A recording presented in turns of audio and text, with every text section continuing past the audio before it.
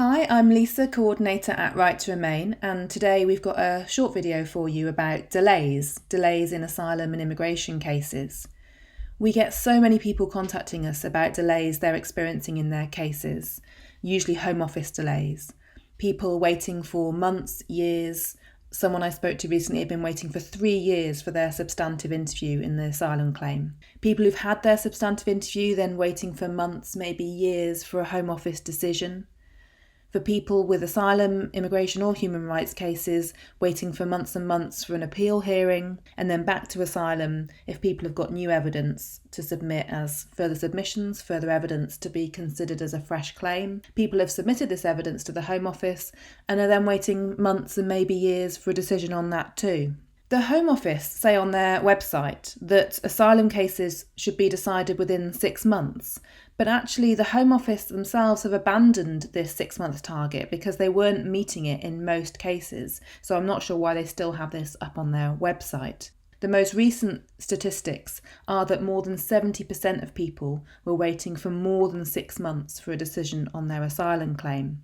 In terms of further submissions to be considered as a fresh claim, in 2018 the average waiting time for a decision was 2 months, but I think that's quite a misleading figure because it is an average figure, and some people will receive a decision on their fresh claim within a matter of days, maybe even a matter of hours, if the Home Office are trying to remove that person from the UK and don't want an outstanding fresh claim to be a barrier to that, whereas other people are waiting months, years for a decision.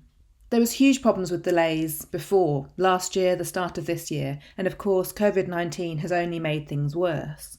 The Home Office had to pause substantive interviews for more than 3 months during the lockdown and are only slowly restarting doing video call interviews now, which will only be possible for people who are close enough to where the Home Office have those facilities. The situation is so desperate that the Home Office is even now considering outsourcing the interviewing process to private companies, which is causing a lot of concern because of the track record of private companies in other aspects of the asylum process. There needs to be systemic change so that these delays just aren't happening. This is just not a system that is working, and it's not acceptable for people to be putting their lives on hold for so long, not allowed to work, not allowed to move on, waiting for the Home Office to get the process going. But on an individual level, there are things that can be done, although it is difficult to get things sped up these days when things are so extreme. But you should ask your lawyer, if you have one, to contact the Home Office if there's particular reasons why your case should be sped up. So maybe you have been waiting an extremely long time, or there's certain vulnerabilities or certain factors that mean you really do need this process to be happening more quickly. If your lawyer isn't able to do that or isn't willing to do that, then actually MPs, your local MP, can be quite useful for contacting the Home Office to ask for your case to be expedited, to be sped up, and giving good reasons why. You can find out who your MP is from this website here. So it's good to try and take these actions. Ask your lawyer, ask your MP to contact the Home Office, but we do have to be realistic, and a lot of people are doing this at the moment, so it won't necessarily result in a quick action for you.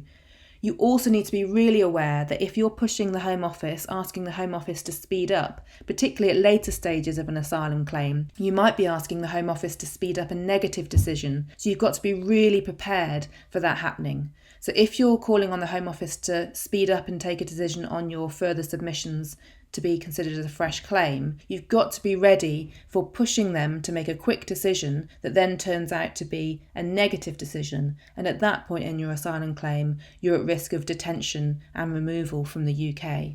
There's a lot more about this in the Right to Remain toolkit, so please do read about that to be ready.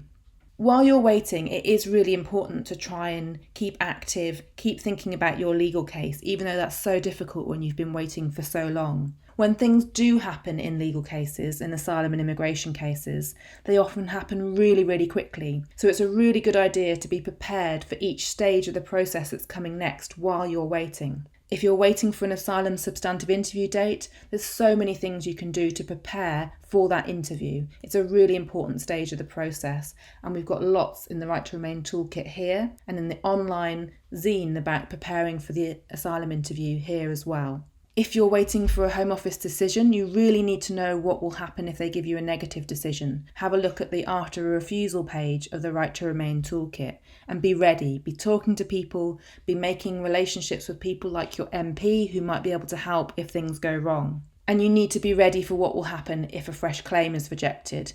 Things might not happen quickly, things could happen quickly. So you need to be, unfortunately, prepared for the worst so you're in the best situation possible if these things do happen. And while you're waiting, it's easy to say it, but it's important to try and keep strong, keep active, and keep in touch with people. Don't try and do this on your own. Please try and talk to people you trust about what's happening in your case, about what you need, and be part of groups or support networks that can keep you going.